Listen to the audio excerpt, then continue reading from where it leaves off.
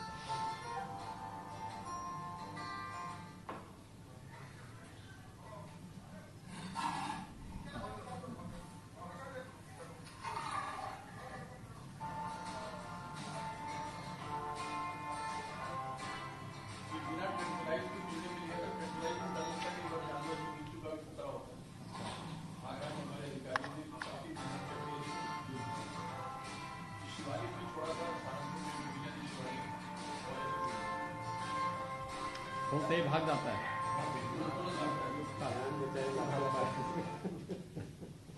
बहुत खूबसूरत होता है।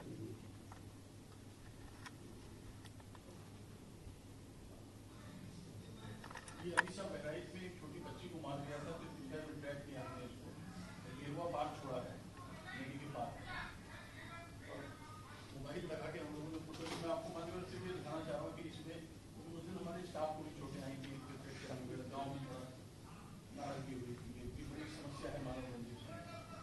अभी सब गाजियाबाद, क्या वो पेड़ में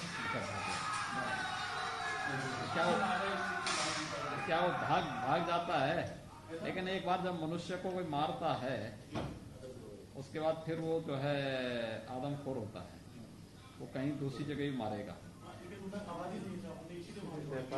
देखिए ये जो प्रजाति है वो हर कोई 5-10 किलोमीटर के दायरे में नहीं रहती है, बहुत बड़ा एरिया इनके लिए चाहिए। गाँव वाले बड़े मारा ऐसे छोटे लखनऊ का है सब चिन्हट के पास, मतलब इतने दिन निकलने सब गाजियाबाद में निकला हुआ है, 3 दिन से हमारी टीम लगी है वहाँ, और जीडी जो बीसी जीडी है उनके घर के सीसीटीवी में वहाँ तक पूरी वहाँ नजर है ही नहीं, इतनी मुश्किल आ रही है वहाँ। उसको एक दिन तो दिखा था, उसके बाद से दिख भी नहीं रहा है 2 दिन से, और लेकिन बड़ा हाई आबादी का एरिया है गाजियाबाद, तो इसलिए थोड़ा डर लग रहा है उसको जल्दी कैप्चर करना। ये लखनऊ का है सर, बहुत अच्छा ऑपरेशन हुआ था, विदाउट ट्रेंड। इसको भी जंगल में ही छोड़े हैं, जंगल में ही छोड़ा गया। हाँ, इसको जंगल छोड़ा गया था, उत्तरी खीरी में छोड़ा था ये बात।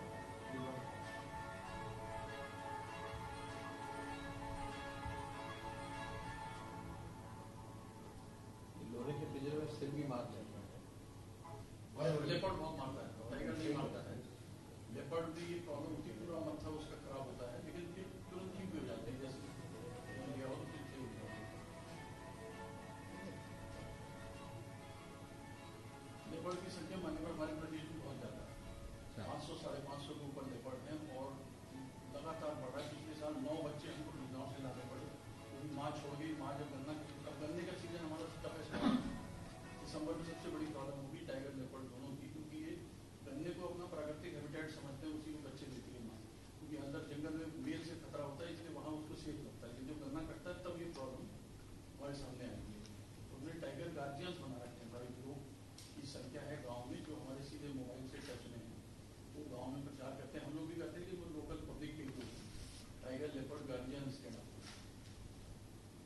मान्यवर आपने हेल्पलाइन लॉन्च करी थी डॉल्फिन को, उसके बाद हम लोग ने रेस्क्यू किया है। डॉल्फिन हमारा राष्ट्रीय जलीय जीव है। माननीय प्रधानमंत्री जी ने भी एनएमसीजी में इसके लिए बार बार कहा गया है कि इसको, अब तो गंगा में भी डॉल्फिन शुरू हो गए। ये सब नहर में आ जाती है। सब हमारी सबसे बड़ी प्रॉब्लम बाराबंकी की है, आगरा से वो नहरों में आती है और नहर के बाद फिर वो कम पानी होता है वो मरने लगती है, फिर रेस्क्यू करके इनको ले जाना पड़ता है। ये इतना अच्छा प्रोग्राम है हमारा जो पार्टनर एनजीओ SBTS, उसमें छोटी छोटी तो लड़कियां कितनी देर तक ये जीवित रह सकते हैं बाहर? ये मुश्किल से 3 से 4 घंटे उसके कैसे उसको करना पड़ता इनको है? गीला रखना पड़ता है। मतलब गीला रखना। वैसे वक्त दिए, लेकिन मैं फिर भी मैंने माननीय मंत्री जी को भी कहा था कि इसमें हमको डॉल्फिन एम्बुलेंस की आवश्यकता है, मंगवाना चाहिए। क्योंकि एसी का वाला ना, हाँ मंगाना चाहिए। गीला करके ले आते हैं। कोई ना कोई मत में पैसा तो होगा ही। अरे उसमें एम्बुलेंस में एयर कंडीशन। अगला चलो नेक्स्ट। माननीय पिछले एजेंडा की हम थोड़ी जानकारी दे रहे हैं। पिछले एजेंडे पे चर्चा करें। दूसरा अगला है मान्यवर, ये सैंक्शन हो चुका है भारत सरकार से। आपने स्टेट से किया था, गवर्नमेंट ऑफ इंडिया से भी हो गया है।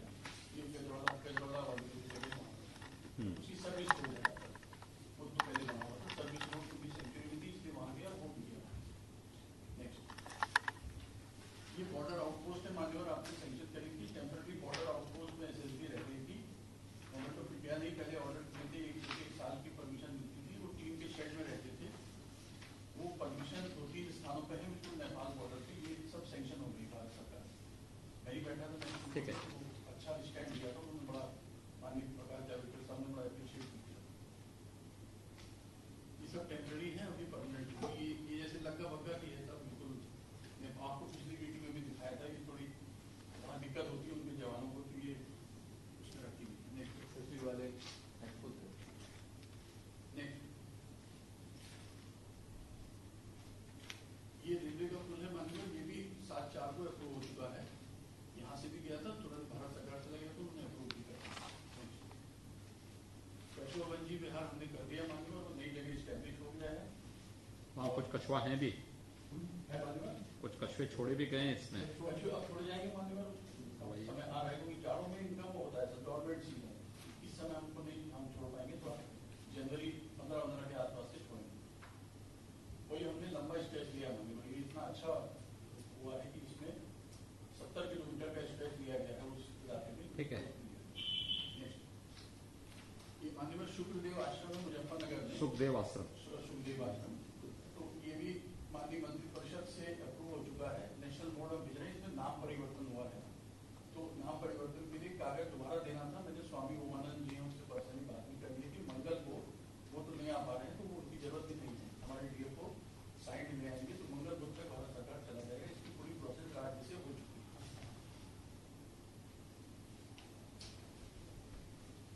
ये भी मानवर अप्रूव हो गया है। ये जो हस्तिनापुर वाली जी बिहार की बाउंड्री को रीअलाइन करने का प्रपोजल है, नेशनल बोर्ड ने कर दिया है। कलेक्टरों को इसमें पत्र गवर्नमेंट से किया है और सेटलमेंट। अभी इसमें समय लगेगा, लेकिन इसकी प्रक्रिया यहाँ से हो रही है। पीलीभीत टाइगर रिजर्व के अंदर एक सब रेलवे लाइन जो चौड़ी हो रही है, बरेली से आती है, उसका प्रोजेक्ट था। आपने भी कर दिया था, हमने भी सेंटर को भेज दिया था, उसी समय चला गया था। वहाँ पे शायद NTCA उसको देख रहा है, अभी हुआ नहीं है वहाँ से अप्रूव। जिस नेशनल बोर्ड में हम बैठे थे उसमें इसको रखा गया था, लेकिन उन्होंने नेशनल टाइगर कंजर्वेशन अथॉरिटी को इसको रेफर किया, हमारे स्टेट से नहीं। ये सब वन डिस्ट्रिक्ट वन डेस्टिनेशन पे एक बात कही गई थी। इसमें 2 अंश में यहाँ 11वें नंबर पे क्या है? मतलब 10 नंबर का क्वेश्चन को पावर इसका था मेरठ में पर्यटन विभाग का काम जो रहेगी 10 नंबर रहेगा। हाँ 10 नंबर वो ऊपर हो चुका है साहब, भारत सरकार ने भी कर दिया। 11वें 11 वन डिस्ट्रिक्ट वन डेस्टिनेशन मानवर 2 तरह के अंश हैं जो हम पर्यटन विभाग के माध्यम से करा रहे हैं। वो उसका डेटा हम लोग पा रहता है। इसकी एजेंसी उत्तर प्रदेश वन निगम है, जो हम लोगों के थ्रू हो रहा है पर्यटन विभाग का, वो हम तुरंत संजय निकाल दिए। चूखा में जो काम ऑलरेडी उन्होंने कर लिया है वो हम दिखा दे रहे हैं सर। चूखा का अच्छा काम हुआ है। ये जो हट्स हैं इनको इन्होंने पूरा रिनोवेट किया है। तभी पूरा नहीं हुआ है काम, उनको कंप्लीट करना है। ये सब एक बार बन तो जाते हैं, लेकिन उसके बाद फिर ये सस्टेनेबल नहीं रह पाते। इन चीजों को हमें प्रोफेशनल तरीके से आगे बढ़ाना चाहिए।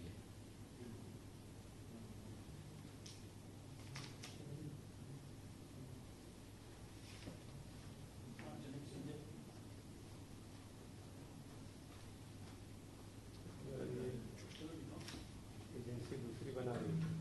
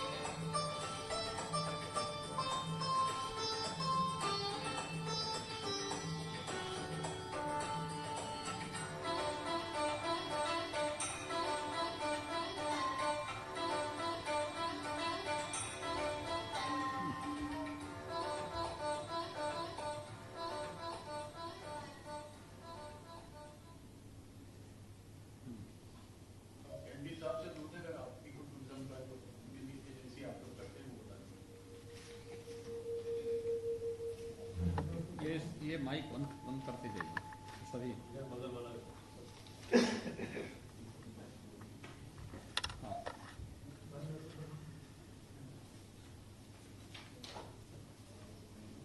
ये सब क्यों ये डिस्कनेक्ट क्यों कर देगा?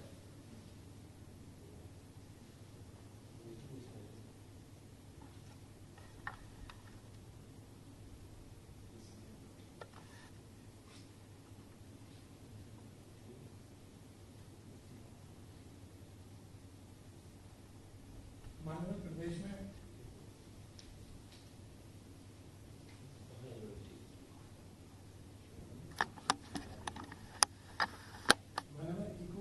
प्रदेश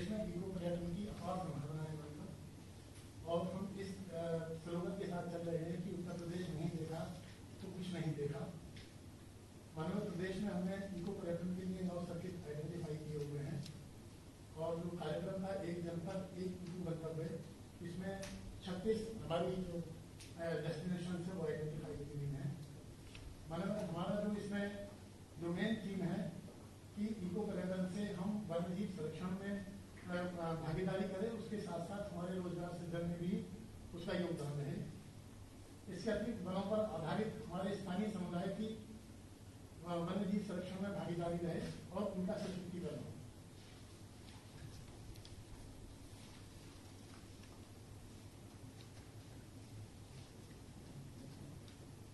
मानव प्रदेश में पूरे प्रदेश का ये इको टूरिज्म मैप बनाया हुआ है सर। मानव इसमें 9 सर्किट हम लोगों ने दिखाए हुए हैं। जो ऊपर टॉप में सर्किट है नेपाल बॉर्डर पर, मानव टाइगर सर्किट है जिसमें अभी उत्तर प्रदेश वन निगम काम कर रहा है। और जो नीचे सर्किट है ये हमारा ब्रज भूमि सर्किट है मानव, और वेस्टर्न ऑथमोलॉजी वेटलैंड सर्किट है। ये वो सर्किट है मानव जिसमें हम प्रस्ताव करने जा रहे हैं कि आगामी नए साल में हम इसमें कार्य प्रारंभ करेंगे।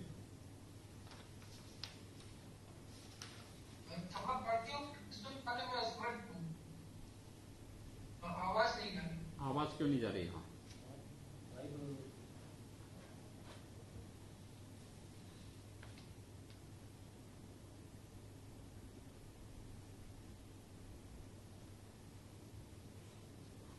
शायद आपका माइक म्यूट है, आप अनम्यूट कर लीजिए, कुछ सुनाई नहीं दे रहा है किसी को भी। बोलिए मानव हमारे यहाँ और जो कुछ वीडियो भी डिस्प्ले हुए थे वो भी नहीं, मतलब पार्टिसिपेट में नहीं थे। हाँ, क्यों नहीं आ रहा है ये? आप बोलिए, आपको आवाज सुनाई दे रही है? हाँ सर, आप सुनाई दे रही है, लेकिन हम लोगों को वीडियो कोई भी दिखाई नहीं दिया, वीडियो नहीं आया। इसके लिए तो कोरोना को कोसना पड़ेगा आप लोगों को। मैं सारे वीडियो मेरी जिम्मेदारी है, मैं आपको मेल कर दूंगा। आज से कल तक आपको जितने वीडियो हमने दिखाए थे मैं सब मेल करूंगा पर्सनली। और आपको यहाँ का मटेरियल भी मुझे भेजना है, जो हम आज क्योंकि हम सबको बुला नहीं पाए थे, हम मटेरियल भी आपको भेजेंगे। विद इन 4-5 डेज आपको सब हम पूरा डिटेल भेजेंगे।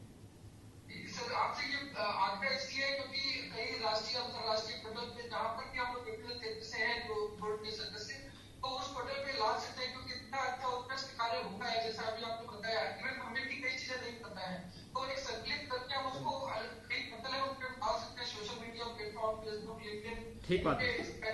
तो एक आग्रह है आप बिल्कुल माननीय मिश्रा साहब, बिल्कुल मैं एग्री कर रहा हूँ। मैं विद इन 3-4 डेज आपको पूरा भेज भी दूंगा, कोई दिक्कत नहीं। मेरे पास पूरा मटेरियल ये सब सॉफ्ट कॉपी में है। आपको पर्सनली हमारे प्रभागी वनाधिकारी जो है वो डिलीवर करेंगे।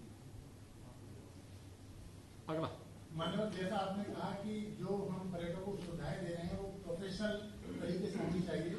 मानव दुधमा कतरिया घाट चुका में हमारी जो सारी सुविधाएं हैं वो बड़े स्तर की हैं और पूरे तरीके प्रोफेशनल तरीके से हम लोगों को प्रोवाइड कर रहे हैं। हमारी 10 कॉटेज, डॉर्मेट्री, जिन्होंने सफारी वाहन है। इसके अलावा मानव हमने होम स्टे भी आइडेंटिफाई किए हुए हैं। 10 होम स्टे हम आइडेंटिफाई। देखिए, पर्यटन विभाग के साथ आप लोगों ने कोई इसके साथ पर्यटन विभाग के साथ बैठ करके या इस जो क्षेत्र में काम करने वाले जो अन्य संस्थाएं हैं इनके साथ कोई आप लोगों का समन्वय है या नहीं है? मनोहर हमने किया है, एक होगा संस्था है उसके साथ एमओयू किया गया है मनोहर, उसमें होम स्टे में उनका आइडेंटिफिकेशन। देखो, इको टूरिज्म का आपके लिए प्रदेश के अंदर हर जनपद में कुछ न कुछ संभावनाएं हैं, हर जनपद में है। हम केवल 36 जनपद में या फिर 8 उन क्षेत्रों में ही सीमित न रहें, बल्कि उन सभी संभावनाओं को हमें टटोलना चाहिए जो हर जनपद में कुछ न कुछ किसी न किसी रूप में है। और जहां नहीं वहां हम क्रिएट करें ना, यही तो काम है विभाग का। तो इसको एक बार विचार करना चाहिए और पर्यटन विभाग के साथ बैठ करके कैसे हम इको टूरिज्म को आगे प्रमोट कर सकते हैं इसके बारे में चर्चा करनी चाहिए। आगे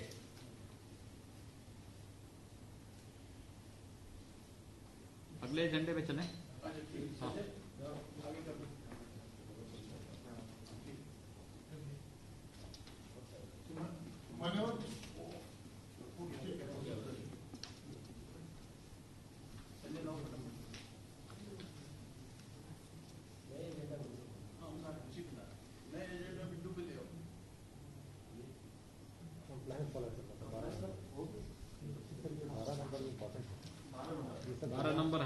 बिना अनुमति के चल रहा था तो आपने कहा सर रिस्पॉन्सिबिलिटी फिक्स की है, क्यों बिना अनुमति के चलाने की अनुमति दी गई।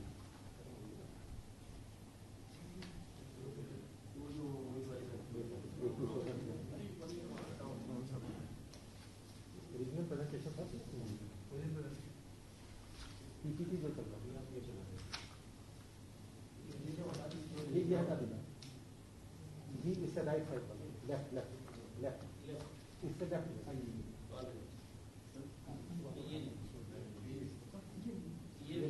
ये तो आपका वो वाला एजेंडा में है ये। सेकंड फ्रॉम लेफ्ट, कर्सर के ऊपर है जस्ट, राइट राइट इस पे राइट।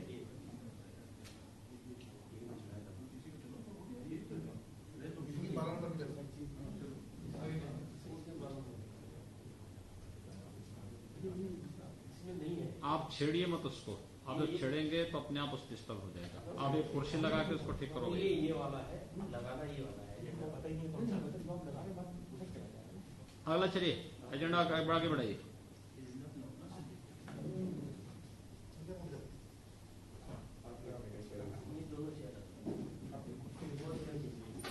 इसमें मुझे बताइए कौन सा है,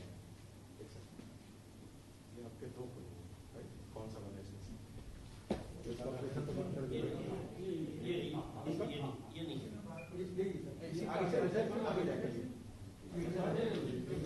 रिज्यूम से तो वही चला रहा है, तो फिर ये नहीं है पहले कौन सा है, पता चलेगा फाइल आपकी कौन सी वही ये वाला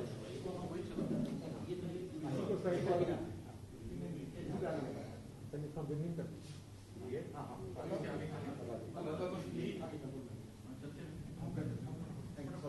अरे भाई इसको करा दो, हो गया।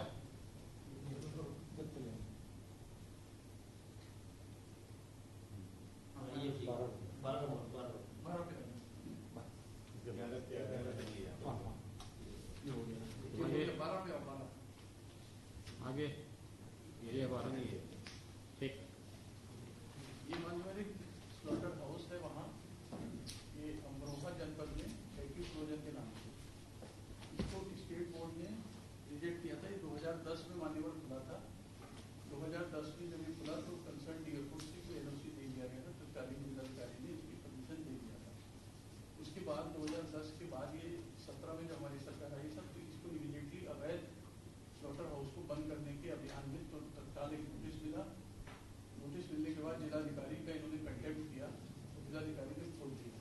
लेकिन आज की स्थिति में ये बंद करके आए हैं। हमने यहाँ उनके अधिकारियों को भी यहाँ बुलाया था और इसको हमने बंद कराया है, चाहे कंटेक्ट लगे या कुछ लगे, इसको हम बंद। नहीं, जवाबदेही तय होनी चाहिए ना उसमें। बिना परमिशन के कैसे कोई इस प्रकार के वो खोल सकता है? बताना था कि कौन जिम्मेदार है, उत्तरदायित्व निर्धारित किया जाए। कंटेम्प्ट नहीं होना सर, इसमें कहा गया था स्टेट बोर्ड से अप्रूव कराने, वो नहीं हुआ सर। आज की तारीख में बंद करा है। अगला हम सील कर चुके हैं। 13 नंबर, ये सब इंडो नेपाल रोड है, मान्यवर सर्कुलेशन से हम करा चुके हैं जो हो चुका है। और अब ये नेशनल बोर्ड से होना है। ये काम यहाँ से तो दीदी के ऊपर ऑनलाइन अप्लाई भी करना है। अगला ये रानीपुर है, ये एजेंडा में ले गए सब, आगे आपको बताएंगे। इसके बाद ये पेट्रोल पंप के 3-4 प्रपोजल है सर। जो पेट्रोल पंप कोई सेंचुरी में प्राइवेट लैंड में लगाता है, आने जाने का रास्ता अगर फॉरेस्ट लैंड के थ्रू होता है तो वो यहाँ मतलब वाइल्ड लाइफ के एरिया में, तो हमें स्टेट बोर्ड से कराना होता है। ये वो वाले प्रपोजल हैं। पिछली बार आपने इसमें ये कहा था कि ये कितनी जनता लाभान्वित होगी, कितनी दूरी पे पंप है, वो आंकड़े हमने उनसे मंगा के आगे संकलित कर रखे हैं, हमारे पास उसका डेटा है। ये तो आई क्यों नहीं फिर ये है ना? आया क्यों नहीं? आगे पिछले का हम बता रहे हैं और ये इसको ले जा रहे हैं कि हम आगे इसको ठीक है। आपको बता दें। चलो आगे अपने एजेंडा पर ये आगे ना 13 प्रस्ताव है आज की बोर्ड की बैठक में। चलो ये सब जनपद सोनभद्र में जौनपुर ओवरऑल ट्रांसमिशन लाइन का ही प्रस्ताव है, इसको हम स्टेट बोर्ड के सामने लाए हैं। 19 नंबर पे सर ने कुछ इंस्ट्रक्शन दिए थे लास्ट मीटिंग में। 19 नंबर उसमें आएंगे ना, अभी बाद में चर्चा कर लेंगे। आपने कुछ इंस्ट्रक्शन दिए थे सर?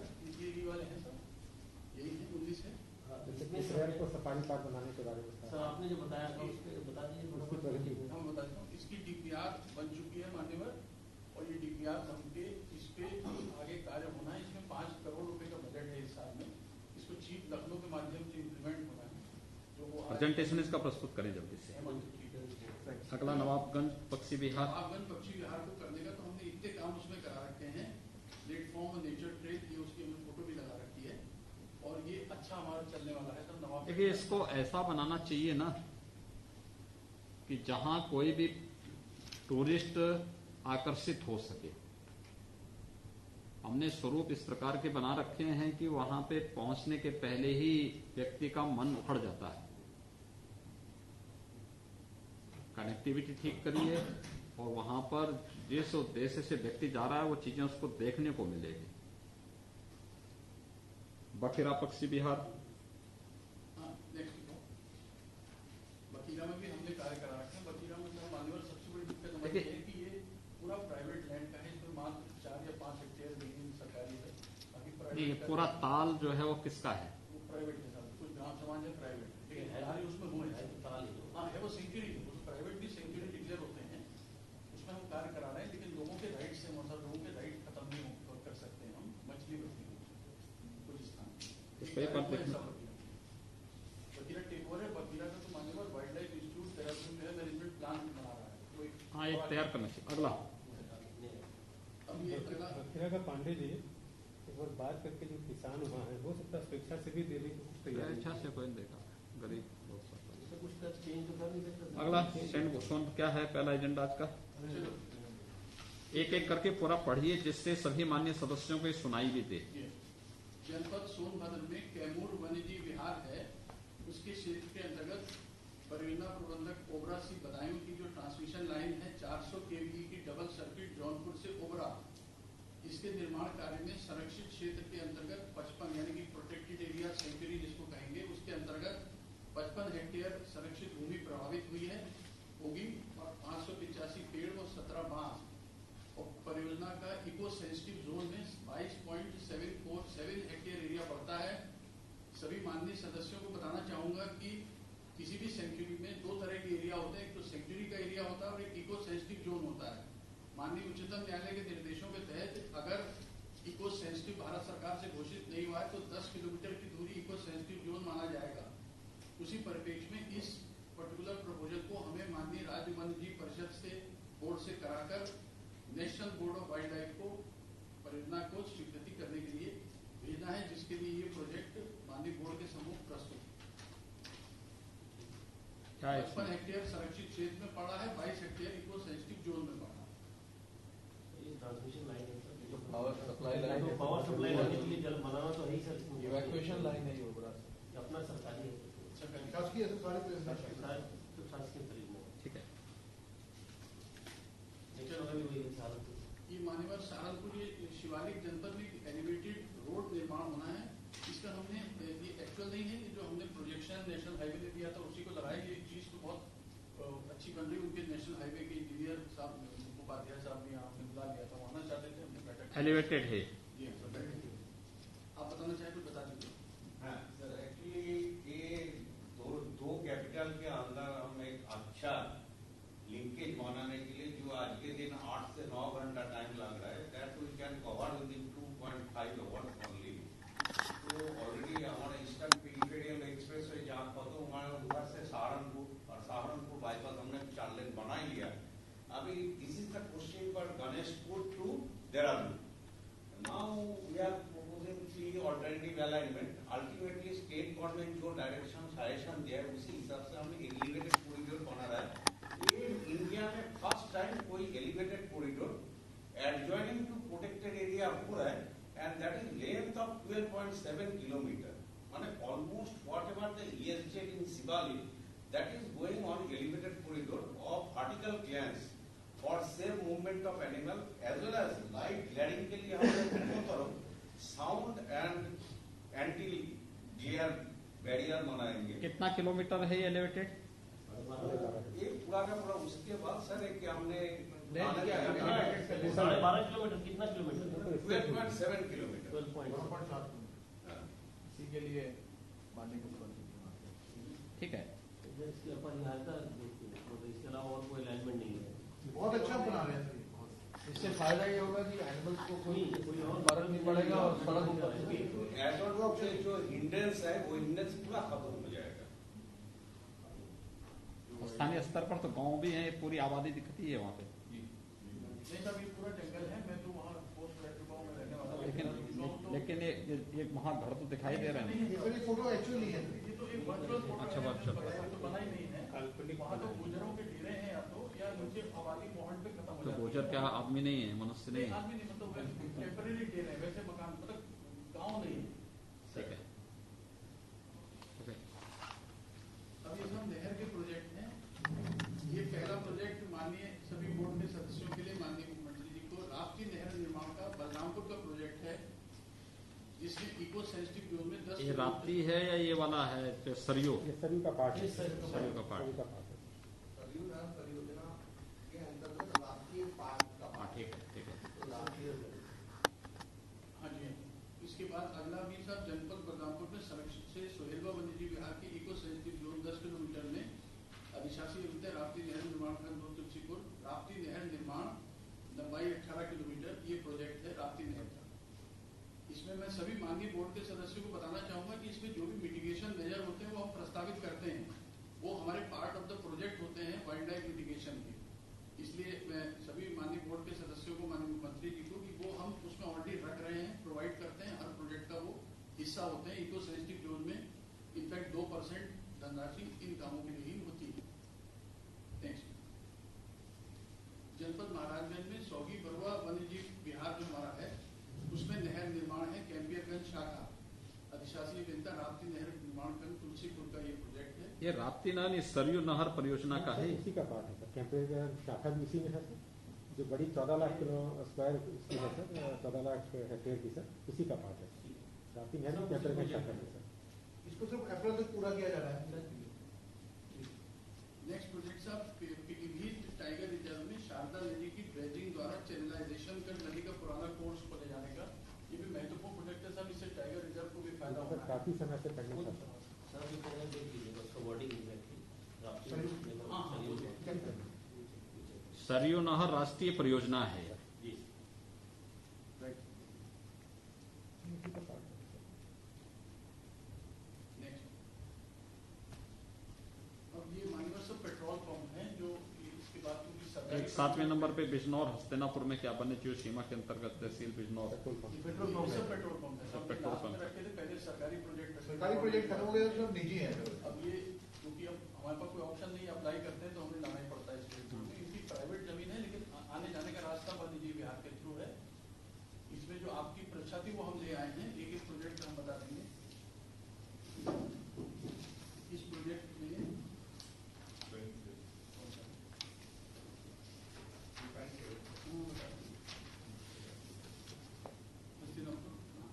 इसमें 1.5 लाख की जनसंख्या लाभान्वित होगी। ये हमने प्रोजेक्ट में ले रखा है, जो हमको प्रोजेक्ट दिया उसमें भर रखा है। किसने सर्वे किया? ये सब हमारे प्रभागी पदाधिकारियों से लिया गया है और जो प्रोजेक्ट प्रोपोनेंट्स उसके आधार पर ये बनता है सर। और प्रस्तावित रिटेल आउटलेट में मान्यवर आपने पूछा था तो तारानगर गंज की ओर 6 किलोमीटर, जलीलपुर की ओर 15 किलोमीटर, हल्दौर की ओर 14 किलोमीटर कोई रिटेल आउटलेट वर्तमान में नहीं है। आपका ये सवाल था मान्यवर, तो हमने सब में वो चीज इनकॉर्पोरेट करी है। ठीक है। एप्लीकेंट सर कंपनी है, हाँ, कंपनी ऑयल कंपनी है प्राइवेट लोग जो होते हैं तो अप्लाई वही करेंगे, हिंदुस्तान वाले प्राइवेट वाले नहीं करेंगे, अप्लाई तो वही करेंगे इनका वो होता है। दे देना। नेक्स्ट, अमरोहा में भी ये हस्तिनापुर वन्यजीव विहार के अंतर्गत ये भी सब हिंदुस्तान पेट्रोलियम का प्रोजेक्ट है। अमरोहा। इसमें दिल्ली मुरादाबाद राष्ट्रीय मार्ग पर प्रस्तावित पेट्रोल पंप से निकटतम दिल्ली की ओर 10 किलोमीटर, मुरादाबाद की ओर 8.10 किलोमीटर दूरी पर अन्य पेट्रोल पंप स्थापित नहीं है। आबादी कितनी निवास कर रही है? 87,658 87,658 जनसंख्या लाभान्वित होगी। ठीक है। अगला ये जनपद मेरठ है सर। इसमें प्रस्तावित रिटेल आउटलेट के दाईं तरफ गणेशपुर की तरफ 3 किलोमीटर, बाईं तरफ चेतावाला की ओर 5 किलोमीटर की दूरी तक कोई रिटेल आउटलेट पेट्रोल पंप नहीं है। गांव कस्बों की संख्या लगभग 27 है और आसपास के गांव कस्बों में निवास करने वाली 47,000 जनसंख्या लाभान्वित होगी। हर पेट्रोल पंप के लिए अलग अलग जमीन की जो आवश्यकता हो रही है, मतलब एक ही जैसा होना चाहिए।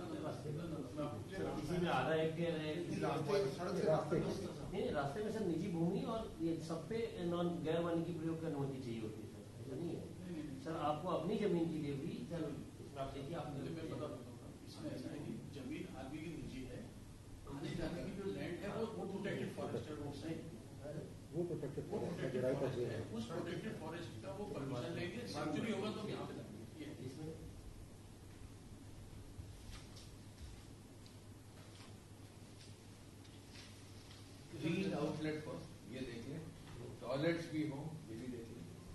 पार्ट है पेट्रोल पंप का।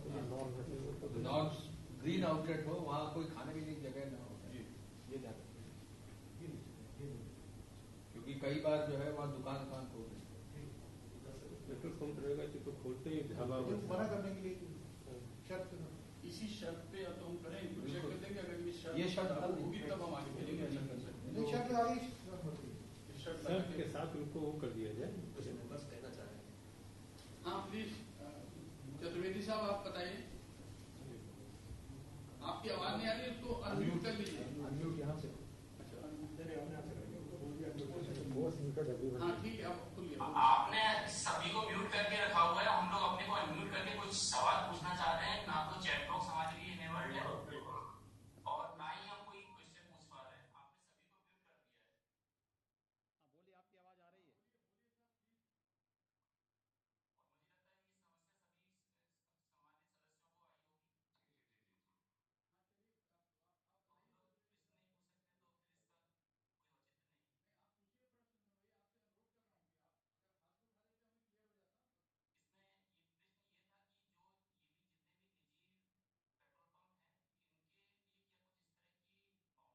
लायबिलिटी है क्या कि ये लोग जो भी वृक्ष वगैरह अगर कट रहे हैं, जिनका वृक्षों का पातन हो रहा है, तो उसके दोगुनी संख्या में या 5 गुनी संख्या में वो कहीं पर वृक्ष लगाए।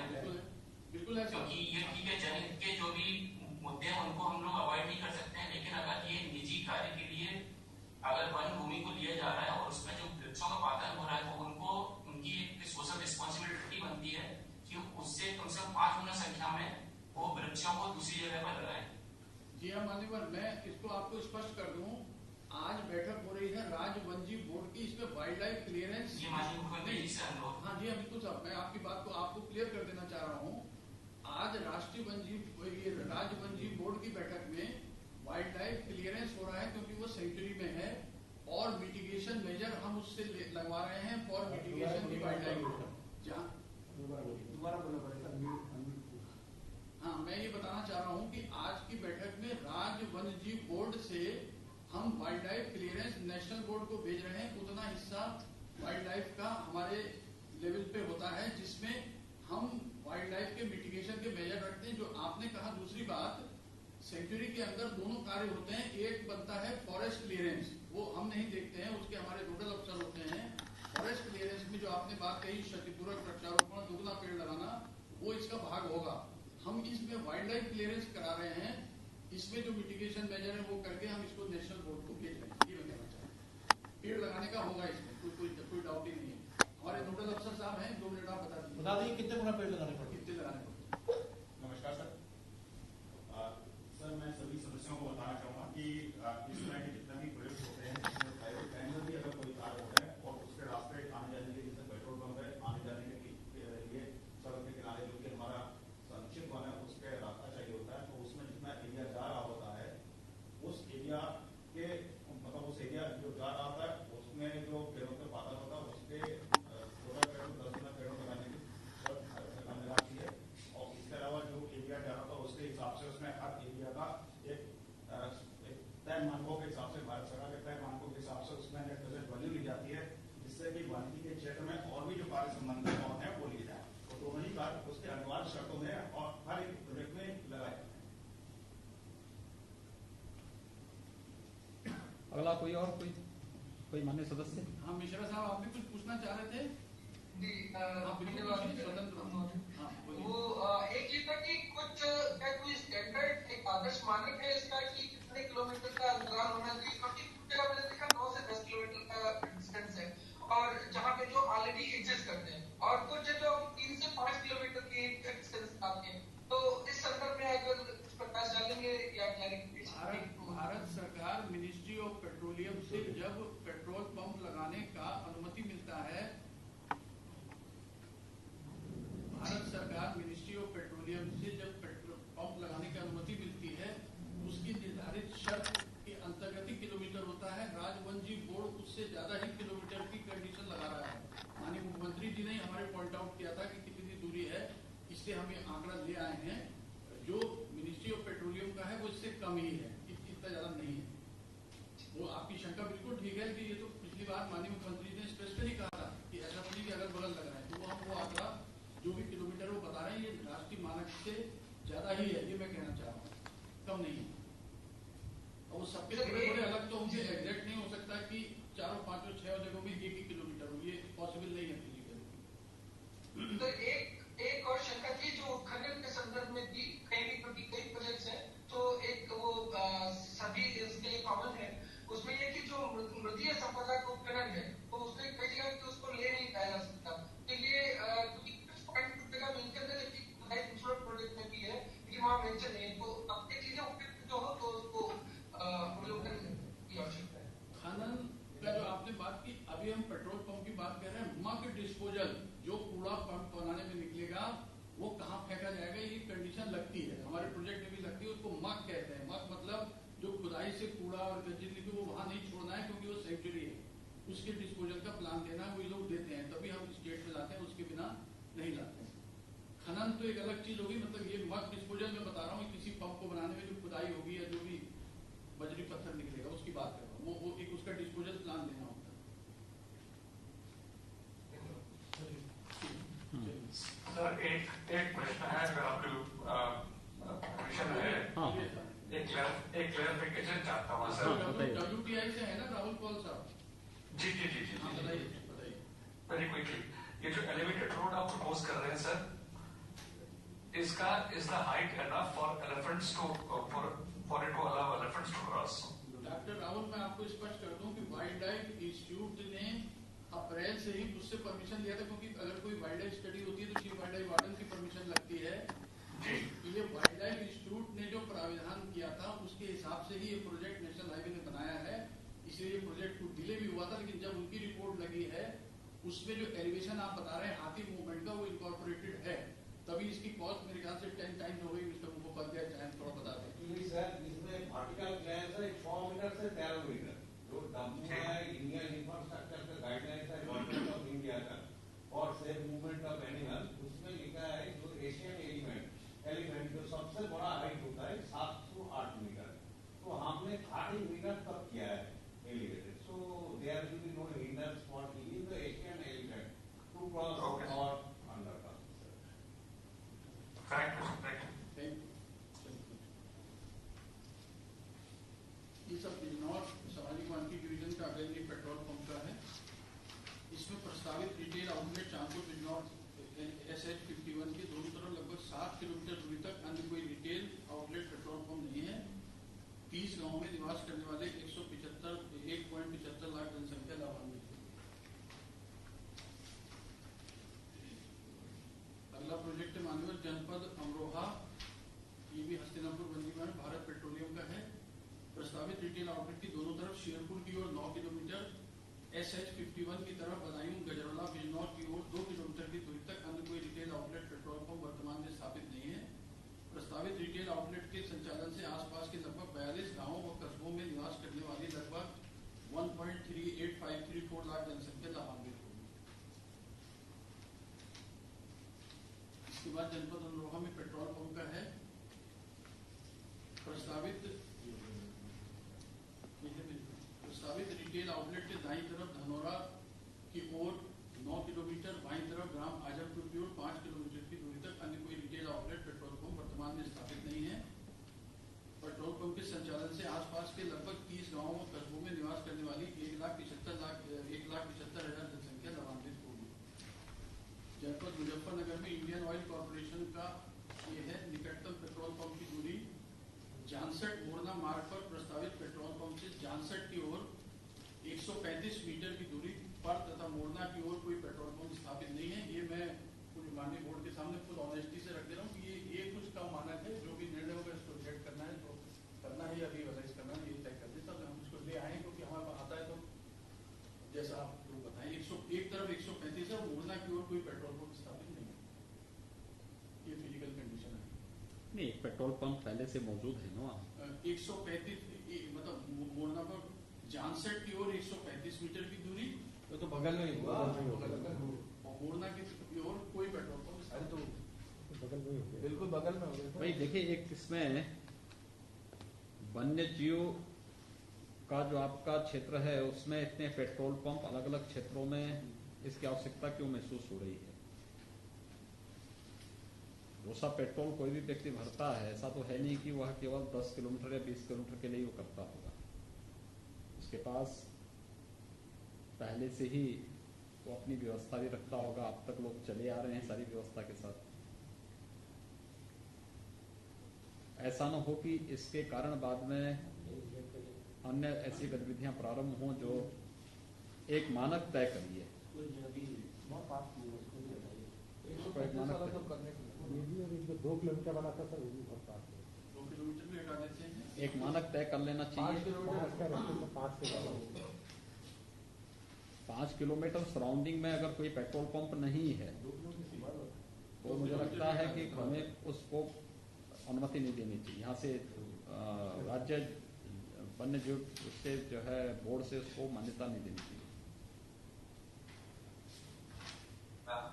माननीय मुख्यमंत्री जी, हाँ, बिजली बोर्ड की बैठक में उस समय ये पेट्रोल पंप का एक विषय आया था, तो उस समय ये डिसीजन दिया गया था कि अगली बैठकों में जब पेट्रोल पंप से संबंधित कोई भी विषय आता है तो वहाँ पर गूगल मैप के थ्रू उस एरिया का ये बताया जाएगा कि किस लोकेशन पे स्थित है ये और आसपास कैसा एरिया है, क्या बहुत ज्यादा वन क्षेत्र आ रहा है। उसके बाद हम लोग इसके ऊपर कुछ डिसीजन दे सकते हैं। तो अभी मतलब उसमें कुछ ऐसा गूगल मैप का इसमें कहीं हमको दिखाई नहीं दे रहा है, ना ही कोई उससे रिलेटेड कोई फोटोग्राफ उस एरिया का कि कहाँ पर इस पेट्रोल पंप की स्थापना की जा रही है। तो जब तक बोर्ड के सभी सदस्यों को ये पता नहीं पड़ेगा कि पेट्रोल पंप की स्थापना किस जगह पर हो रही है, क्या उसका कोई अल्टरनेट हो सकता है कि ये बहुत ही घने वन क्षेत्र में हो रहा हो और जो कि हमको अभी यहाँ से नहीं समझ में आ रहा है, तो क्या उसका कोई अल्टरनेट स्पेस भी निकल सकता है। तो ये पिछली बैठक में इसके ऊपर चर्चा हुआ था कि गूगल मैप के थ्रू एरिया को सिर्फ फोटोग्राफ लगा दिया जाए, इससे ये आइडिया लग जाए कि कौन सा क्षेत्र इसके लिए चिन्हित किया गया है पेट्रोल पंप। मान्यवर आपको चतुर्वेदी साहब एक चीज बता दूं, क्योंकि जी ये जो हस्तिनापुर सेंचुरी है इसमें वन क्षेत्र बहुत कम है, इसमें निजी क्षेत्र ज्यादा। ये सारा निजी की बात हो रही। नंबर 1, गूगल मैप पे हम नहीं बना पाए हैं, अभी हम नहीं ला पाए क्योंकि हमारे पास समय नहीं था, उसमें थोड़ा समय लगता है। मैं एडमिट कर रहा हूँ, मैंने गूगल मैप पे नहीं ला पाया हूँ, लेकिन बाकी किलोमीटर मेरे पास पूरा आंकड़ा उपलब्ध है। लेकिन ये सारे वन क्षेत्र का आप कंसेप्ट इस सेंचुरी के बारे में मैं क्लियरली बता सकता हूँ। ये सेंचुरी में गजरौला जनपद, धनौरा जनपद, अमरोहा का हिस्सा, बिजनौर का हिस्सा, ये जनपदों के थ्रू ये सेंचुरी हस्तिनापुर के ये गुजरती है। तो इसका वर्चुअली जंगल एरिया जितना है वो नदी के किनारे वाला है, जहाँ पे गंगा जी बहती है, उसके दोनों तरफ खादर के जंगल कराते हैं, तो वो फॉरेस्ट एरिया जाना है। बाकी सारा इसमें एरिया जो है निजी भी सेंचुरी में लिया गया है, ये मैं कहना चाह रहा हूँ। अब निजी जब सेंचुरी में आ जाता है उसमें यही दिक्कत आती है कि कोई भी विकास काम होगा तो वो यहाँ पे हमको स्टेट बोर्ड से कराना होता है। इसलिए ये प्रपोजल आए हैं। माननीय मुख्यमंत्री जी का बिल्कुल स्पष्ट कहना है कि किलोमीटर हम लोग तय कर दें कि इतने किलोमीटर पे ही लगाए जाएं। मैं उससे बिल्कुल सहमत हूँ कि किलोमीटर ही एक मापदंड बनना चाहिए। जंगल वाला तो अगर आप गूगल मैप कहेंगे तो फिर या तो हम कभी और बैठक में उसको ला पाने की स्थिति होंगे, आज हमारे पास नहीं। देखिए, उसमें एक पॉलिसीज की होनी चाहिए। वन्य जीव बोर्ड के स्तर पर भी हम एक मानक तय करें, उस मानक के अंतर्गत ही सहमति दी जानी चाहिए कि कहीं चूज नहीं हो सकता है कि हम किसी को करेंगे किसी को नहीं करेंगे। एक व्यवस्था बनाइए उसके तहत ही कि भाई इसके सराउंडिंग में पेट्रोल पंप नहीं स्थित है, लोगों की आवश्यकताएं भी हैं क्योंकि आबादी वहां निवास कर रही है, वहां पर उसकी कुछ शर्तें तय होनी चाहिए। किसी भी वन्य जीव को किसी भी प्रकार की कोई क्षति न पहुंचे, उसके कारण ये चीजें हमें तय करनी चाहिए। बाकी फॉरेस्ट वाले वहाँ पे फॉरेस्टेशन के बारे में जो है अपनी व्यवस्था अपना बनाएंगे, तो इन चीजों को उसके साथ जोड़ते हुए तब हम इसके बारे में अपना ओके दे सकते हैं। अगर आप कोशिश करें तो हम सारे पेट्रोल पंप रिफर करके आगे नहीं, क्योंकि हम लोगों की सरकारी ये जो 5 किलोमीटर की सीमा तय की है उसको हम 5 किलोमीटर वाले उसको लेकर के उस आधार पर इसको चेक करें।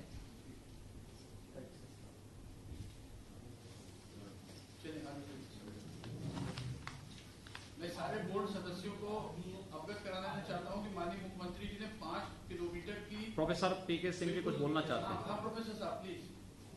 आप सर नहीं, आपका ये मापदंड का ठीक है कि हाँ 5 किलोमीटर सर, और जो 5 किलोमीटर पर पेट्रोल पंप है, हमारे इंडियन ऑयल कॉर्पोरेशन ने एक मोबाइल बैंक इनको उपलब्ध करा रखी है हर एक पेट्रोल पंप मालिक को, वो उपलब्ध करा सकते हैं सर। पेट्रोल पंप खोलने की आवश्यकता नहीं है। अगर 5 किलोमीटर तक उनकी मोबाइल बैंक पेट्रोल या डीजल सप्लाई कर सकती है तो हम क्यों नया पेट्रोल पंप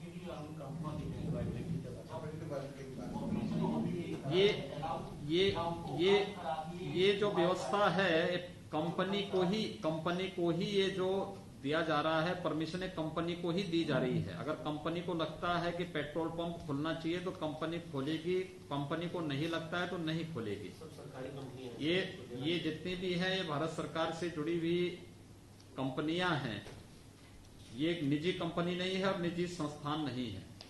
शासन जो भी परमिशन देती है, जो एनओसी दे रही है, वह कंपनी को दे रही है, किसी व्यक्ति को नहीं, किसी एक डीलर को नहीं। अगली बैठक में से मानक भी आएगी, जैसे आपको मानक एक तय होने चाहिए। ठीक है, मानक का बना के चाहिए, 5 किलोमीटर बना के लाएंगे, पूरा मानक लाएंगे आपके सामने, सारे डिटेल एफएफ सब देंगे। अगला ये सब रानीपुर का है मान्यवर, इस पे मैं बोर्ड के सामने लाया हूँ। थोड़ा सा ये एक आपके सामने पिछली बार डिस्कस मान्यवर ये हुआ था। ये मान्यवर ये प्रकरण है कि रानीपुर में एक हमारी सेंचुरी है मान्यवर, और केन बेतवा का लिंक होने का एक भारत सरकार का प्रोजेक्ट चला था। वैसे वर्तमान में उसकी क्या स्थिति है हमारा प्रोग्रेस में। हाँ जी, हाँ। तो केन बेतवा में ये हुआ था कि पन्ना टाइगर रिजर्व है बहुत बड़ा मध्य प्रदेश की तरफ, उसका लगभग 40% हिस्सा चलमन में होना था।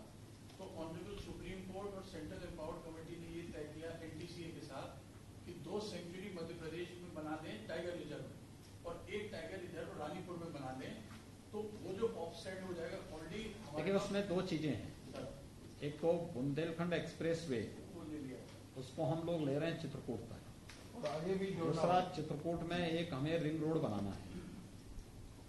इन दोनों को बात, क्योंकि ऐसा ना हो कि हम एक बार इसको अपनी वो दे दें, क्योंकि टाइगर रिजर्व एक बार बनेगा तो उसके बाद फिर ये सब एनओसी और ये सब नहीं मिल पाएंगे, के सब काम रुकेंगे, वहाँ के डेवलपमेंट पूरी तरह बंद हो जाएंगे।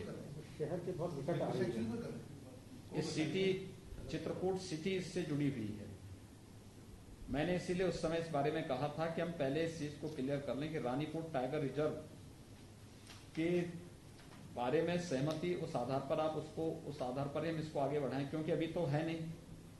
बाद में इतनी औपचारिकताएं पूर्ण हो जाएंगी कि ये सारे वहाँ की एक्टिविटीज बंद सी हो जाएंगी। मैं मान्यवर थोड़ा सा अवगत कराना चाह रहा हूँ। मैं आइटम दूसरे बुलेट में उस बात को लाया हूँ।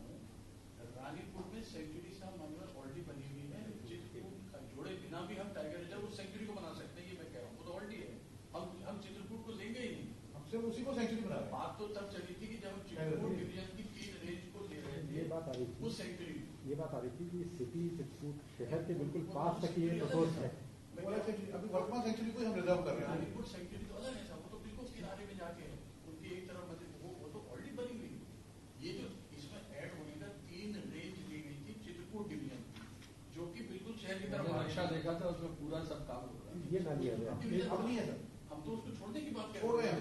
ये तो बोर्ड के सम्मुख ला रहे हैं कि आपने अपने जो प्रस्ताव दिया है इसमें क्या उनको जो चित्रकूट और उसके आसपास के क्षेत्र को छोड़ करके रानीपुर को अलग से टाइगर रिजर्व वो बहुत दूर है। हमको तो एनटीसीए ने यही कहा था, वो किसी लेवल पे ये हुआ कि इसको बढ़ा लो, ये कर लो। हम इसीलिए उस पे जा रहे हैं कि रानीपुर सेंचुरी को टाइगर रिजर्व बना के, वो तो ऑलरेडी बनी है सब सेंचुरी। यहाँ पे आबादी जो रह रही है उसका क्या होगा? कोई नहीं। वहाँ तो उसके आसपास ट्राइबल्स के वो तो आज की सेंचुरी ट्राइबल्स पे देखे वही बात है ना। नहीं सर, वो तो सेंचुरी जो बात सेंचुरी में होगी वही टाइगर रिजर्व में होगी। नहीं देखिए सेंचुरी में और टाइगर रिजर्व में फिर वही बात होगी। टाइगर छोड़ेंगे टाइगर आ रहे हैं। नहीं टाइगर वो बात नहीं, वो तो सब 86 की है। सर महाराज जी को बताइए कि जो एरिया उतना ही ले रहे हैं, सब बढ़ा नहीं रहे हैं। पहले एक बढ़ाने का था, सब हो सकता है कि वो आ जाता है, बढ़ाने में आ रहा है। जो सेंचुरी है उसको टाइगर रिजर्व घोषित कर दें। अब क्या है, जो सेंचुरी क्वालिटी हमारी है ही, उससे कोई प्रभावित नहीं है, क्योंकि केन बेतवा लिंक के किए बगैर अगर हम टाइगर रिजर्व उसको घोषित नहीं करेंगे तो भी लिंक हमारा नहीं हो सकता है। यही कंडीशन है। सर कोर एरिया तो सेंचुरी हो जाएगी, बफर एरिया में भी रेस्ट्रिक्शन होते हैं, वो कितना होगा? बफर वाला तो वैसे बफर नहीं है, जोन भी है सर, बफर एरिया के बाहर फिर इको सेंसिटिव जोन भी 10 किलोमीटर है। वही चीज है जो आज भी है सब जगह रेस्ट्रिक्शन है ना। सिटी से कम 15 किलोमीटर दूर रहे। एक बार नक्शा दिखा कोई काम नहीं करेगा। मैंने पूछा था, ये बोले कि उपेडा वालों से भी बात हुई थी। आसान जो पिछले बार बना था वो तो हम लोग वो तो बढ़ा के बना था, वो तो पिछली बार वादिया की बार वो नहीं है, पहले वाला बना, तब से मैंने कहा क्योंकि अभी सर चित्रकूट एक मिनट सर चित्रकूट अभी गए थे, उसी को तो वहाँ के सभी लोगों की डिमांड भी थी कि जहाँ ये एंड कर रहा है अभी उसको आगे चित्रकूट का बाईपास टाइप का, रिंग रोड टाइप का बनाने के लिए सर कह के ये भी ठीक है सर, आपकी अनुमति हो सर तो बोर्ड आपको अधिकृत कर दे सर, अच्छा देख के सर फाइल पे एग्जामिन नहीं किया जाए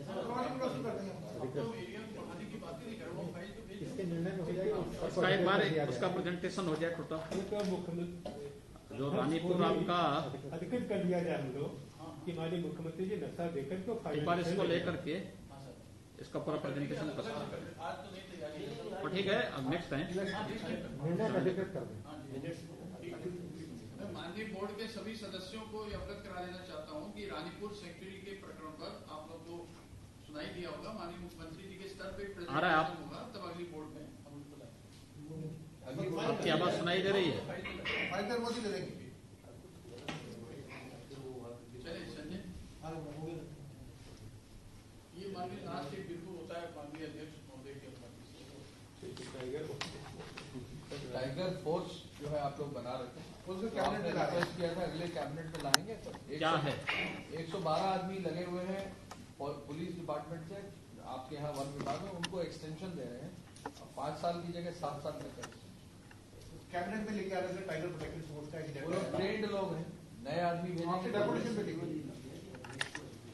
परमिशन दे दें, उसकी परमिशन करें, ट्रेन भी करें फॉरेस्ट वालों को थोड़ा सा। ये फॉरेस्ट वालों को ही ट्रेनिंग तो इन फॉरेस्ट वालों को देंगे।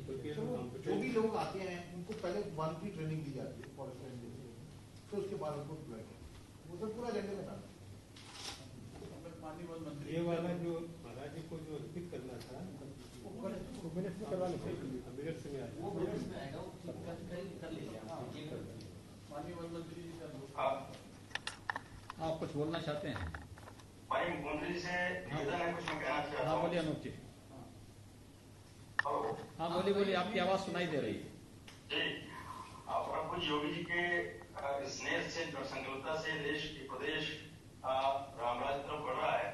वन्य जीव बोर्ड ने बहुत सारे अच्छे काम किए हैं, स्पेशली फॉरेस्ट डिपार्टमेंट ने, उसके लिए उनको शुभकामनाएं, बहुत बहुत शुभकामनाएं। मैं कुछ चीजें देख रहा हूँ, मैं एक सजेशन है मेरा, मैं इतनी देर से प्रेजेंटेशन देख रहा था, मुझे ऐसा लगता है आदरणीय महाराज जी की डिपार्टमेंट्स की कोऑर्डिनेशन की कमी है। पर्यटन विभाग, वन विभाग और वन्यजीव बोर्ड के सदस्यों को जिस हेतु संगठन ने रखा है, उनकी मंशा, उनके सुझावों को अनवरत लिए जाना चाहिए, ताकि उनके एक्सपर्टीज से वन्य विभाग भी आगे अपने को प्रगति कर सके और प्रदेश की प्रगति हो, और हम और संगठन और सरकार लोकप्रिय हो, जनोपयोगी हो, समाजोपयोगी, इस दिशा में हम सबका कार्य करना है। मैं इतना कहना चाहता हूँ कि जैसे पिछली बैठक में 4/11/19 को तय हुआ था कि पेट्रोल पंप जितने भी आएंगे उसमें गूगल मैप्स लेके आएंगे, बात तय हुई थी। और ये भी तय हुआ था कि अगर वो कहीं भी 100 हित के ऊपर वन हित और वन्य जीव हित महत्वपूर्ण है, तो उसमें 100 हित को की तुलना में वन्य जीव हित और वन हित को महत्व देना होगा। ऐसा भी लगता है, फिर से उन प्रस्ताव को लेके आए हैं। टेक्स्ट मैसेज के टेक्स्ट इन्फॉर्मेशन की तुलना में गूगल मैप ज्यादा है, प्रामाणिक और वैज्ञानिक है, जिसमें कहीं कोई विवाद का विषय नहीं बनता है। मुझे लगता है उसको करना चाहिए। दूसरी बात यह है कि इसमें कहा गया था वन्यजीव बोर्ड के सदस्यों को जब भी कोई कार्यक्रम वन महोत्सव से अन्य कार्यक्रम करेंगे वहां पर उनको बुलाएंगे। तो हम सब समाज के बीच में काम करते हैं, वर्षों से कर रहे हैं, सरकार की चीजों को आगे ले जाना और हम सबके सुझाव कहने के सरकार और विभागों के हित में है, ऐसा किया जाना चाहिए। उसको अनुपालन मुझे ऐसा लगता है किया नहीं गया है। व्यक्तिगत हित मैं जानता हूँ और अपने माननीय सदस्यों की तरफ से मैं निवेदन कर रहा हूँ कि उसका पालन किया जाना चाहिए, जो कि नहीं किया गया है।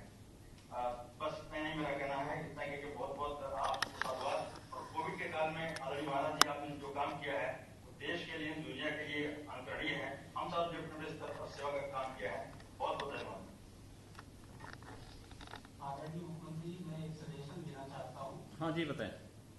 हाँ, ये सूर सरोवर का अभी एक पहले विषय आया था, तो सर आगरा एक टूरिस्ट, बहुत बड़ा टूरिस्ट स्पॉट है, और कभी भी हमारे पहले सरकारों में कभी भी सूर सरोवर एक कीटन झील के रूप में भी जाना जाता है, जो कि नॉर्दर्न इंडिया की सबसे बड़ी एक झील है।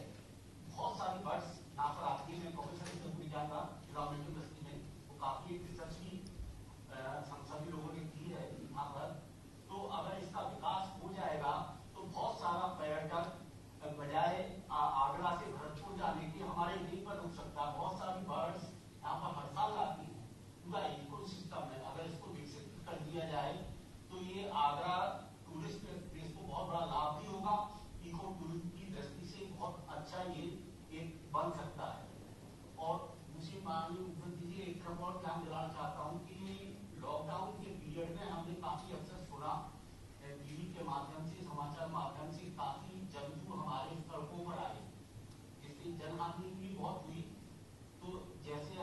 पिछली बार मैंने साइन किए थे, रेस्क्यू टीम भी बनाई गई। जिस प्रकार अपराध के लिए एक 112 नंबर की मोबाइल बनाई गई है, उसी प्रकार रेस्क्यू टीम को एक नंबर दिया जाए, जारी किया जाए पब्लिक के लिए, जिससे अगर कोई ऐसा जानवर जो जनहानि पहुंचा रहा है तो उस मोबाइल फोन नंबर पर जल्द फोन कर सके, ताकि उनको वन विभाग को मालूम चल सके तुरंत, और वो जनहानि से उस जंतु को पकड़ कर रखें और जनहानि से बचा जाए। धन्यवाद। धन्यवाद जी। मैं रमन त्यागी हूँ। एक कुछ सुझाव मेरा है। हाँ, बोलिए बोलिए। हाँ त्यागी जी बोलिए। नमस्कार माननीय मुख्यमंत्री जी, मैं पिछले 3 महीनों से एक सुझाव देता आ रहा हूँ। हाँ जी। शिवालिक जो वन क्षेत्र है सहारनपुर में, वहाँ वनभोजों के डेरे हैं, और जब वो वनभोज वहाँ रहना शुरू हुए थे तो उनको पर भैंस के हिसाब से कुछ पैसा लेके परमिशन दी जाती थी अंदर जंगल में रहने की। लेकिन अब बहुत समय हो गया है, वो सारे कश्मीरी गुजर मुस्लिम हैं जो कि बरसात के दौरान कश्मीर चले जाते हैं लेकिन फिर आ जाते हैं, और अब वो जंगल में इतना नुकसान कर रहे हैं। और शिवालिक के जो डीएफओ को आप लाख बार फोन करिए, फोन नहीं उठाएंगे। कितनी भी आप उनको बताइए, आप अगर वहाँ के जिलाधिकारी महोदय से पूछेंगे तो बताएंगे कि कितना जंगल का नुकसान किया है, कितने जीव जंतु उन्होंने मार दिए हैं, सब कुछ वो नुकसान करें। मेरा अनुरोध है कि उनको जंगल से निकाला जाए, क्योंकि वो गैर मतलब सामाजिक गतिविधियां चला रहे हैं। अब उनको कोई उचित नहीं, क्योंकि दूध का काम उन्होंने लगभग बंद कर दिया है वहाँ। धन्यवाद। ठीक है त्यागी साहब, धन्यवाद। मैं समय की कमी है, मुझे जो आप बता रहे हैं उसकी पूरी जानकारी मैं बता भी सकूँ, उससे हम आगे बात करें। चलिए नेक्स्ट।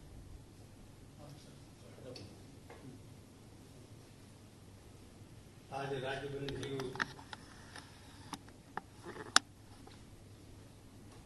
बोर्ड के घर में बैठक की अध्यक्षता कर रहे।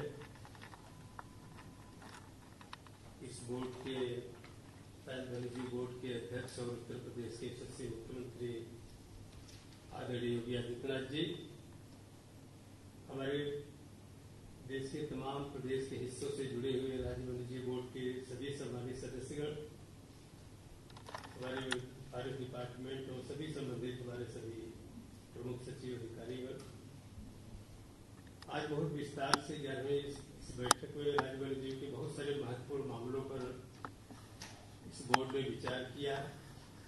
और आप सबको पता है कि हमारे मुख्यमंत्री जी इस क्षेत्र में कितनी गंभीरता से हर बात को समझते हैं, क्योंकि अगली बैठक में बहुत सारी चीजें थी।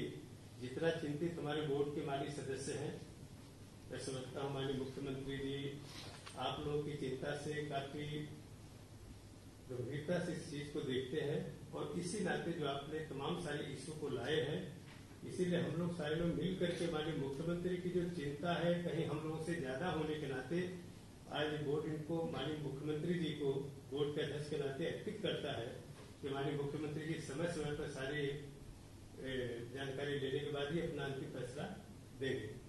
और हमारे सदस्य लोगों को थोड़ी चिंता जरूर है कि ये मीटिंग थोड़ी जल्दी हुई, लेकिन आप जानते हैं कि माननीय मुख्यमंत्री के नेतृत्व में जिस तरीके से उत्तर प्रदेश देश का सबसे बड़ा सूबा है और सतत विकास के क्षेत्र में जो काम कर रहा है, आप जानते हैं इस बोर्ड में बहुत सारे प्रदेश और देश की तमाम सारी विकास की योजनाएं से संबंधित जो एजेंडे लाए गए हैं ये बड़े ही महत्वपूर्ण है, और इसमें आप लोगों का सुझाव भी बहुत महत्वपूर्ण है। माननीय मुख्यमंत्री जी, मैं आपको बधाई देना चाहूंगा जिस तरीके से आपके नेतृत्व में आपकी सत्ता संभालने के बाद उत्तर प्रदेश में जिस तरीके से सारे क्षेत्रों में, चाहे वृक्षारोपण का सवाल हो, वन्यजीव बोर्ड के संरक्षण का सवाल हो, इको टूरिज्म के क्षेत्र में जो हमने ऐतिहासिक काम किया है, अभी जिस रेस्क्यू की बात हमारे सदस्य कर रहे थे, माननीय मुख्यमंत्री के आदेश से, माननीय मुख्यमंत्री के आशीर्वाद से पूरे प्रदेश में 5 रेस्क्यू सेंटर हम बनाने जा रहे हैं। उस पर काफी तेजी से काम आगे बढ़ रहा है, और जिस तरीके से तमाम सारी विकास की योजनाएं लंबित थी, इसलिए माननीय मुख्यमंत्री ने निर्णय लिया कि विकास की जो धारा है वो रुकनी नहीं चाहिए, इसलिए जल्दी बैठक बुलाएगी। इसके लिए अगर आप लोगों को कोई तकलीफ होगी तो मैं क्षमा चाहता हूँ अपनी तरफ से, माननीय मुख्यमंत्री की तरफ से। और माननीय मुख्यमंत्री जी, जिस तरीके से हमारे वन विभाग ने प्रेजेंटेशन में आपने देखा कि जिस तरीके से रेस्क्यू के क्षेत्र में और जिस तरीके से WWF और UNDF जो अंतर्राष्ट्रीय संस्था ने आपके नेतृत्व में इस तरीके से जो टाइगर को हमने TF2 को जो हमने दूना किया टाइगर को, इतना बड़ा सम्मान मिलना देश में उत्तर प्रदेश शायद जो पहला राज्य है, इसके लिए मैं आपको बधाई देना चाहता हूँ। जिस तरीके से आपके नेतृत्व में आए हर वर्ष इस उत्तर प्रदेश के फॉरेस्ट डिपार्टमेंट ने चाहे अभी इस साल 240 प्रजाति के हमने 10 स्थानों पे 240 प्रजाति के पौधों को एक साथ लगा करके ग्रीन बुक ऑफ वर्ल्ड में नाम दर्ज कराया।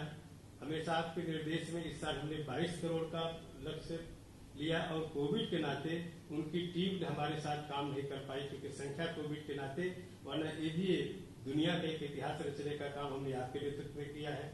जिस तरीके से इको टूरिज्म के क्षेत्र में हम आगे बढ़ रहे हैं, मैं आपका संरक्षण आपको हमेशा मिलता रहा है और मैं तो कह सकता हूं कि आपके नेतृत्व में जिस तरीके से लायन, एक बार गुजरात में जब लायन की बीमारी बहुत तेजी से बढ़ी थी, हमारे उत्तर प्रदेश के फॉरेस्ट डिपार्टमेंट के डॉक्टरों की पूरी टीम ने गुजरात सरकार के कहने के तुरंत मार्निंग में पहुंचने के बाद सारे लायन को गुजरात में जो बचाने का काम किया, ये हमारे उत्तर प्रदेश की सरकार की बहुत बड़ी उपलब्धि है। जिस तरीके से यूपी और आपके नेतृत्व में जो आपने भी जो 8 हमने जोन बनाए हैं, सेक्टर बनाए हैं, आपके ही निर्देश पर हमने जो है वन डिस्ट्रिक्ट वन डेस्टिनेशन के नाम पर जो है पूरे जिले को, पूरे प्रदेश को जोड़ने का काम किया, क्योंकि हर जनपद में कुछ न कुछ इको का काम हम तेजी से आगे बढ़ा रहे हैं। और इसलिए मेरा राज्य आपका सानिध्य भी चाहिए कि आने वाले दिन में हम चाहते हैं कि उत्तर प्रदेश इको टूरिज्म एक समिट आपके निर्देश के बाद हम लोग तैयारी करेंगे। जब आप कहेंगे तो हम लोग प्रेजेंटेशन दे करके, क्योंकि बड़े पैमाने पर चाहे अभी जो जिम कार्बेट है वहाँ पे उससे डेंस फॉरेस्ट हमारा होने के बाद टाइगर साइटिंग होती है, बहुत सारे आपने इतना पैसा खर्च करके उत्तर प्रदेश सरकार का 250 करोड़ से ज्यादा पैसा आपने दिया वो दुधवा के इको टूरिज्म को बढ़ाने के लिए बड़ी तेजी से काम हो रहा है। अब मुझे लगता है थोड़ी देर में समाप्त हो जाएगा। अभी चकिया चंदौली जो रायदरी देवदरी है, इतना खूबसूरत वाटरफॉल शायद हिंदुस्तान में कम जगह मिलेंगे। उसमें मैं गया था भी देखा कि पहाड़ों पर इतनी खूबसूरत जो सड़कें बनी है। अभी महाराजगंज को आपने फरेंदा से जो जोड़ा, गोरखपुर को महाराजगंज से जोड़ रहे हैं। इस तरीके से आपके नेतृत्व में, आपके निर्देश में काफी तेजी से इको टूरिज्म का जो काम बढ़ रहा है और आप ही के आशीर्वाद से मैं कह सकता हूं कि जिस तरीके से अंतर्राष्ट्रीय मान्य के रामसर साइट है, अभी जो सूर सरोवर की बात करें तो हम लोगों ने देखा कितनी माइग्रेटेड बर्ड वहां पे आती है और बहुत ही खूबसूरत जगह है। मुझे लगता है आपके इस निर्णय के बाद जो आपका सानिध्य हमेशा इको टूरिज्म के विकास के लिए रहता है, ये 7वां हमारा रामसर साइट घोषित हो गया है और कुछ पाइपलाइन में आगे भी वो सब सारे हो जाएंगे। इन्हीं सारे शब्दों के साथ मैं माननीय महाराज जी का, माननीय मुख्यमंत्री जी का आज से राज्य वन्यजीव बोर्ड की 11वीं बैठक में मैं स्वागत अभिनंदन करते हुए, जिस तरीके से आपका हमेशा सानिध्य मिलता रहा है, आगे भी मिलता रहेगा, तो निश्चित रूप से वन विभाग के लोग इको टूरिज्म के क्षेत्र में, क्योंकि बहुत सारी संभावनाएं महाराज जी आपने जो सोचा है, जो आपका सपना है, मिर्जापुर का फासिल पार्क जहाँ दुनिया में बहुत कम मिलता है ऐसा, Dudhwa national park, tiger reserve, Pilibhit, चूका, जाने पे लगता हम पोर्ट ब्लेयर के बीच में खड़े हुए हैं। इस तरीके का जो अभी बहुत सारे हाथियों की संख्या बढ़ा है, टाइगर की संख्या बढ़ी है, इसका मतलब कि वन विभाग ने आपके नेतृत्व में, आपके निर्देश में 3-3.5 साल के पूरी ईमानदारी और जिम्मेदारी से काम करने के नाते ही आज इस मुकाम पे पहुंच पाए हैं। WWF और UNDF की अंतर्राष्ट्रीय संस्था ने आज उत्तर प्रदेश सरकार को सम्मानित करने का काम किया है और नए हमेशा कीर्तिमान हासिल का काम कर रहे हैं। महाराज जी, मुझे आपको विश्वास दिलाना चाहता हूँ कि इसी तरीके का आपका सानिध्य आशीर्वाद मिलता रहेगा। तब इस वन्यजीव बोर्ड के क्षेत्र में, क्योंकि उत्तर प्रदेश देश का शायद पहला सूबा है जहां मैं एनिमल कंट्रीट पर शायद 5 लाख रुपया हम तुरंत उनको प्रोवाइड कर पाते हैं, शायद देश का दूसरा कोई स्टेट नहीं। इसलिए मैं कहता हूँ हमारे मुख्यमंत्री जी हमारे जिस तरीके से वन्यजीव के क्षेत्र में संरक्षण के लिए, पर्यावरण संरक्षण के क्षेत्र में पूरी जिम्मेदारी के साथ आगे, तमाम जिम्मेदारी के साथ आगे बढ़ा रहे हैं, मुझे पूरा भरोसा है कि देश में बहुत सारे ऐसे उपलब्धि हमने हासिल किया है जो देश के दूसरे प्रदेश को नहीं मिल पाता है। इसलिए मैं आज राज्य वन्यजीव बोर्ड की 11वीं बैठक में माननीय अध्यक्ष जी का, माननीय मुख्यमंत्री जी का और सभी सदस्यों का मैं तहे दिल से स्वागत अभिनंदन करता हूं। बाकी हम लोग सारा जो माननीय मुख्यमंत्री के नेतृत्व में ऐसे ही काम करते रहेंगे। मुझे लगता है उत्तर प्रदेश एक देश का पहला वो प्रदेश बनेगा जो राज्य वन्य जीव बोर्ड की बैठक में ऐसे महत्वपूर्ण ऐतिहासिक निर्णय लेगा जो एक मिसाल मील का पत्थर साबित होगा। इन्हीं शब्दों के साथ आप लोगों का स्वागत करते हुए मैं विदा लेता हूँ। धन्यवाद। और मैं अंत में माननीय मुख्यमंत्री जी से अनुरोध करना चाहूंगा, मुझे ये कहते हुए कोई शक नहीं मान्यवर कि मैंने अपनी इतनी सेवा काल में वाइल्ड लाइफ का इतना उद्यान किसी प्रदेश में नहीं देखा। आज मैं दूसरे प्रदेश में जाता हूँ तो मुझे बड़ा गर्व होता है कि हमारे यहाँ भी टाइगर, लेपर्ड, लायन, सारे बिग फाइव डॉल्फिन आ जाता है। डॉल्फिन मतलब मुझे तो बहुत गर्व होता है। तो इसलिए मैं मान्यवर चाहूंगा कि आपके आशीर्वचन और सभी बोर्ड सदस्यों को आपको हमने सूचित भी किया है कि 1 साल का कार्यकाल माननीय मुख्यमंत्री जी ने पुनः राज्य वन्य जीव बोर्ड के सभी सदस्यों का मनोनीत किया है। हम आपको सूचित भी कर चुके हैं, आज बैठक भी कर रहे हैं। तो बहुत खुशी की बात है भाई मुख्यमंत्री जी से आशीर्वचन के लिए। राज्य वन्य जीव बोर्ड की आज की इस बैठक में उपस्थित मेरे सहयोगी वन मंत्री श्री दारा सिंह चौहान जी, विभाग के अपर मुख्य सचिव समेत सभी हमारे अधिकारीगण, वर्चुअली मेरे साथ जुड़े हुए राज्य वन्य जीव बोर्ड से जुड़े हुए सभी मान्य सदस्यगण,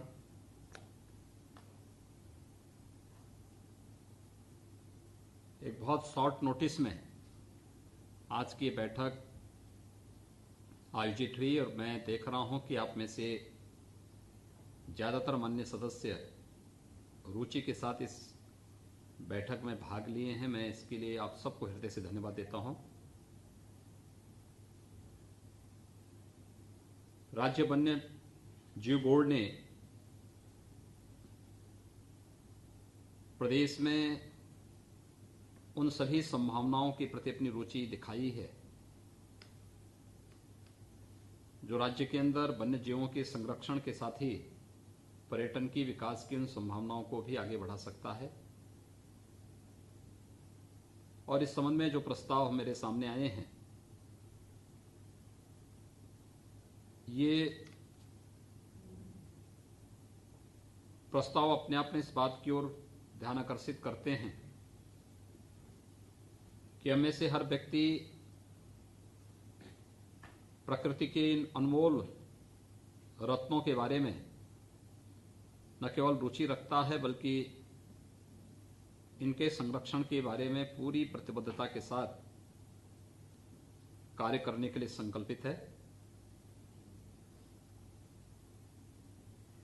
जितनी संभावनाएं उत्तर प्रदेश में हैं,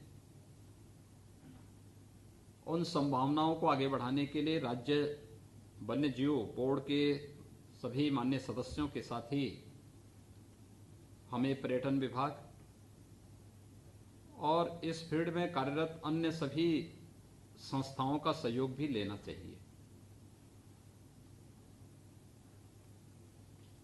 क्योंकि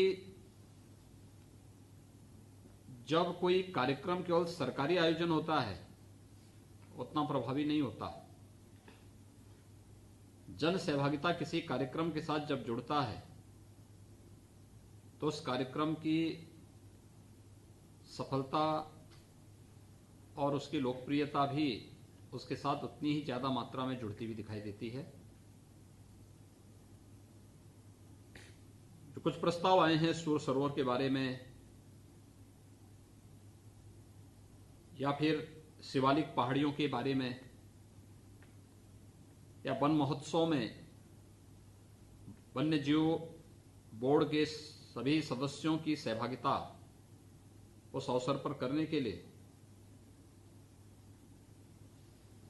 कार्यक्रमों को हम एक औपचारिकता न बनाएं,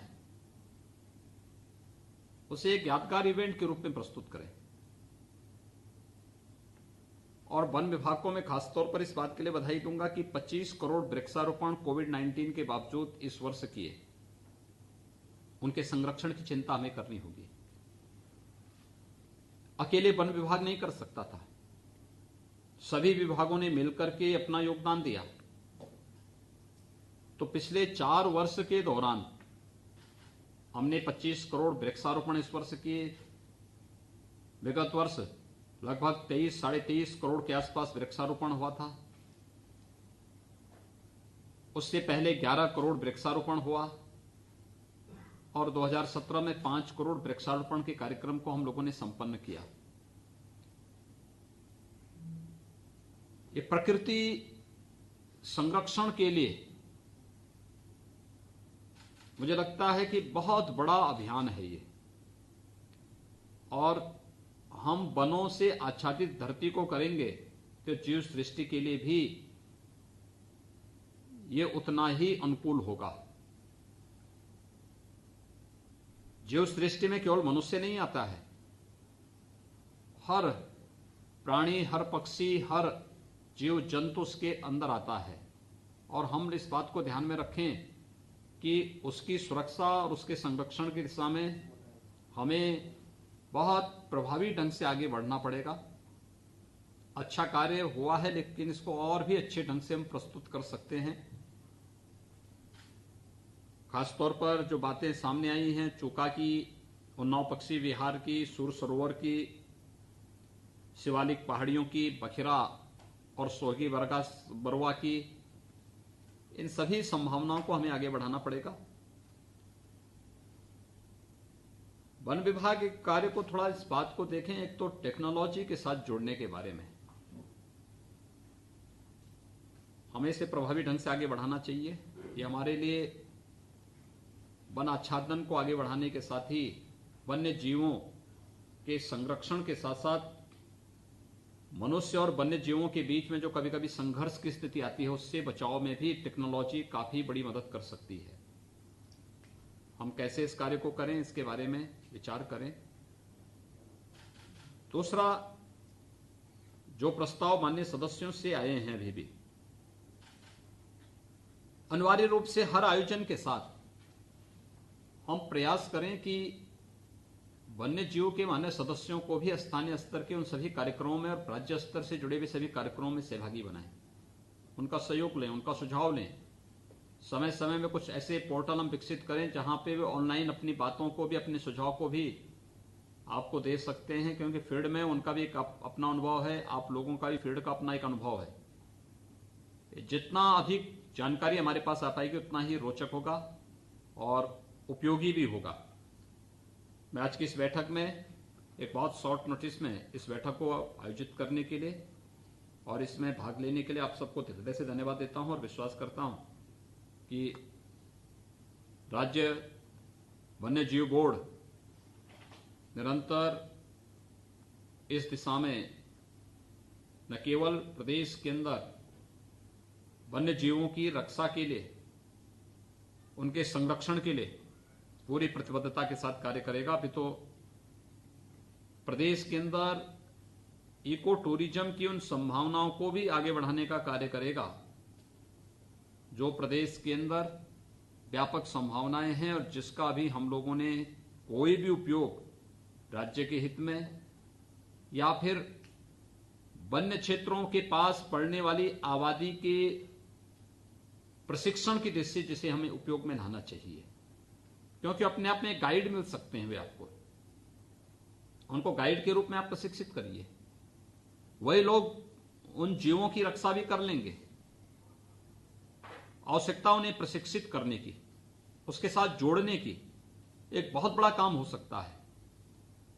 इस दिशा में हमें प्रयास करना होगा। मैं एक बार फिर से आप सबको आज की इस बैठक में भाग लेने के लिए हृदय से धन्यवाद देता हूं और विश्वास करता हूं कि हम लोग राज्य वन्य जीव बोर्ड के कार्यक्रमों के माध्यम से प्रदेश में न केवल वन्य जीवों के बारे में बल्कि इको टूरिज्म की व्यापक संभावनाओं को आगे बढ़ाने में भी हम बहुत तेजी के साथ प्रगति कर पाएंगे। आप सबको बहुत बहुत धन्यवाद।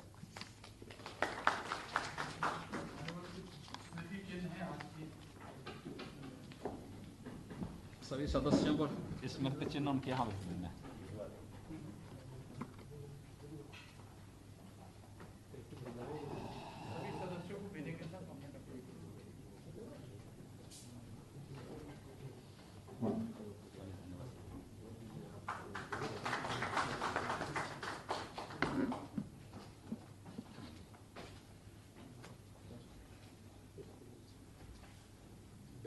डॉल्फिन है।